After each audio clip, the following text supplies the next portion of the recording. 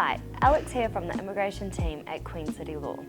On the 7th of April 2024, the New Zealand government made significant changes to the Accredited Employer Work Visa, also known as AEWV. It is extremely important to stay up to date and understand the implications of these changes, especially if you're an accredited employer, a current AEWV holder, or are considering applying for one. These changes have caused confusion and concern among many migrant workers and employers. As it has been almost a month since these changes were implemented, we would like to address some frequently asked questions to provide some clarity, as we understand it is crucial to follow visa conditions and stay up to date with immigration policies and changes. What do the changes under the AEWV mean to you if you're an accredited employer? The fundamental change is that being granted a work visa no longer relies on the median wage. Previously, to be issued a work visa, you simply needed to be paid the median wage of $29.66 per hour or the approved sector agreement rates. The new rules are essentially bringing back the old criteria of skill level assessment based on the Australian and New Zealand Standard Classification of Occupations, also known as ANSCO. ANSCO is a database which identifies the skill level of each job title and the criteria that the applicant will need to meet to qualify for the role. An immigration officer will now assess the job offered to determine the occupation and skill level of the role as set out in the ANSCO. There are 5 skill levels for all occupations included in the ANSCO. The requirements of skill levels 1 to 3 and skill levels 4 to 5 are different in terms of maximum stay, employers' obligations to carry out labour market tests, and whether applicants will be subject to English language requirements. Employers must take reasonable steps to ensure that their candidates have the skills required for the job, as well as the minimum skill requirement, which is being introduced as part of these new changes. The minimum skill requirement is: number 1, the candidate must have at least 3 years of relevant work experience in the same field or industry as the position on offer, regardless of the ANSCO skill level. Or, number 2, a relevant qualification at level 4 or above, and it is important to note that ANSCO level 4 and 5 skilled workers are now also required to have a minimum English language requirement of IELTS level 4. We will go into more detail further into the video. To put this into perspective, a carpenter is a skill level 3 on the ANSCO. The applicant now requires at least 3 years of relevant work experience or a relevant qualification at level 4 or above to meet the minimum skill requirement. On the other hand, a builder's labourer is a skill level 4 on the ANSCO. However, the candidate will still need to provide at least 3 years worth of relevant work experience or a relevant qualification at level 4 or above. In addition to that, they will need to meet the English language requirement of IELTS level 4. These changes will have an impact on, number 1, the job titles given to your employees and how it will have an impact on whether or not the applicant will qualify for the position. For example, you have a worker who was granted an AEWV on a skill level 4 to 5 role, and you would like to now renew their AEWV on a skill level 1 to 3 role. It is important to understand whether or not they meet the criteria under the ANSCO and whether they can provide the relevant work experience or qualification. It is crucial to declare the correct ANSCO, and we highly recommend using legal representation to ensure your candidate meets the requirements. Number 2, increase the requirements for employers when hiring low-skilled workers. For example, if your company wants to hire a level 4 or 5 skilled migrant, then there are now additional requirements when advertising the position during the job check. This involves advertising the job for an extended period of 21 days, engaging with work and income, and justifying why there were no suitable New Zealanders for the role.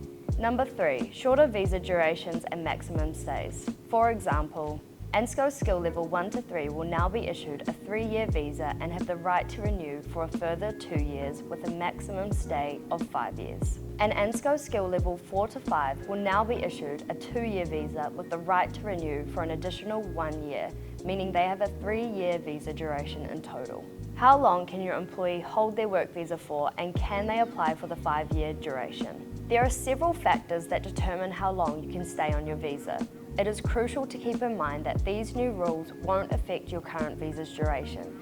However, they may impact how long you're allowed to remain in New Zealand. It's vital to understand that you can't stay in New Zealand beyond your maximum stay limit, regardless of whether you have time left on your visa. If an AEWV holder submitted their application between the 21st of June 2023 and the 7th of April 2024 and was paid the median wage of $29.66 during that period, then they would still be eligible for a 5-year visa and a maximum stay period of 5 years. However, if their first AEWV was submitted outside of that time frame and they were granted a visa for 2 years as they were paid below the median, then they will only get a maximum of 3 years. Again, it's important to note that once an AEWV holder reaches their maximum stay limit, they must leave New Zealand for at least 12 months before they can apply for another work visa. Therefore, if your employee submitted a work visa between the 21st of June 2023 and the 7th of April 2024, and they were only issued a 3-year work visa, we recommend that you apply for the balance of the 2 years to give your employee certainty of their period of stay in New Zealand, and this will also give you certainty of their wage. We note that the median wage is currently $29.66. Immigration New Zealand was meant to increase this in February, but this was deferred. Why are only those who applied for a visa between the 21st of June 2023 and the 7th of April 2024 eligible for a 5-year visa? On the 21st of June 2023, Immigration New Zealand decided to extend the visas of AEWV holders to 5 years. From June 21, 2023 until April 7, 2024, all visa holders during that period expected to receive a 5-year visa. It would be unfair to retroactively change this decision. However, applications submitted before June 21st, 2023 or after April 7th, 2024 do not have the same expectations, and therefore Immigration New Zealand is not required to give as much consideration to these applications. If an AEWV holder changes their job from a skill level 4 to 5 role to a skill level 1 to 3 role, are they eligible for a 5-year visa? AEWV holders have the option to submit a new application and switch their job from a skill level 4 to 5 role to a skill level 1 to 3 role if they meet the requirements. By doing so, they will become eligible for a 5-year visa. In addition, individuals whose jobs are listed on the green list or are being paid 1.5 times the current median wage are also eligible for the 5-year visa. What are the English language requirements for AEWV applicants? An employer will need to meet the English language requirement of IELTS level 4 if the skill level of their job is between 4 and 5. Alternatively, the following evidence can also be used to demonstrate that the applicant meets the minimum standard of English: citizenship of Canada, the Republic of Ireland, the United Kingdom, or the United States of America, provided that the applicant has spent at least 5 years in work or education in one or more of those countries, or Australia or New Zealand, or a qualification comparable to a New Zealand Level 7 bachelor's degree obtained by studying for at least 2 academic years in one or more of the countries listed below, a qualification comparable to a New Zealand qualification at level 8 or above